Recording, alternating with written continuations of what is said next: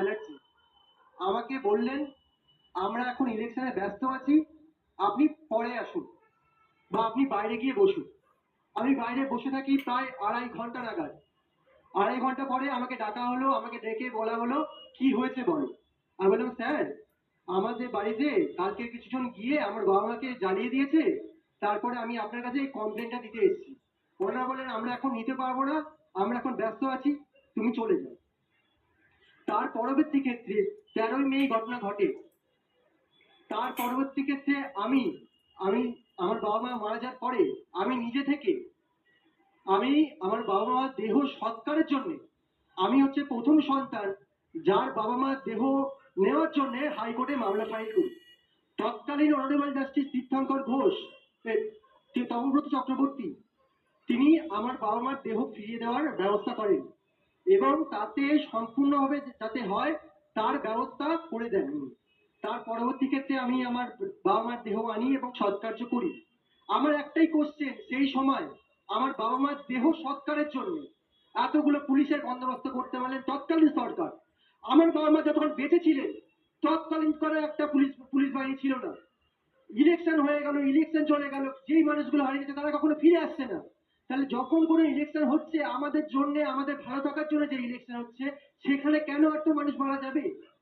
আমি তার পরবর্তী ক্ষেত্রে আমি যখন কোর্টে এই মামলাটা চলছে, দীর্ঘ, আমি যখন কোর্টে এসেছিলাম আমি হাফ প্যান্ট আর টি শার্ট পরে এসেছিলাম কোর্টে, খালি পায়ে। তখন আমার কাছে জুতোও ছিল না, কারণ জুতোটা আমি বাড়িতে ফেলে এসেছিলাম। আমি খালি পায়ে গোটা হাইকোর্ট আমি হেঁটে বেরিয়েছি। আর তারপরে আমি যখন 2023 সালে আমি নিজে অ্যাডভোকেট হলাম, তার পরবর্তী ক্ষেত্রে যখন এই মামলাটা উঠল, অনারেবল জাস্টিস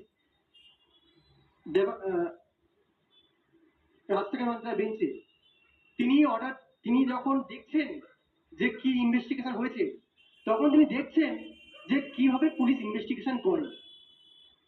সেখানে আমার যে কমপ্লেন, লেটার অফ কমপ্লেন, আমি যেখানে কমপ্লেনটা করেছি, সেখানে তৎকালীন সুন্দরবনের পুলিশ এসপি উনি কোড আনকোড এরকম ভাবে করে দিচ্ছেন, প্রথমে এফএসএল করবে, তারপরে পোস্টমর্টম করবে, যদি কোনো ফাউল প্লের দিকে ইঙ্গিত হয় তবেই তুমি এফআইআরটা গ্রহণ করবে। এবং আমি 14ই মেতে কমপ্লেনটা জমা দিয়েছি। আমি যখন 17ই মেতে আমি হাইকোর্টে মামলা করলাম, সেই দিনেই পুলিশ এফআইআর গ্রহণ করে। আমি দীর্ঘ 5 বছর পরে যখন 2023 সালে আমি যে অর্ডারটা পেলাম, যে ইনভেস্টিগেশন পুলিশ করেছে সেটা ঠিক মতো হয়নি, সেই জন্য অনারেবল জাস্টিস তিনি এটা ফার্দার ইনভেস্টিগেশনে দেন।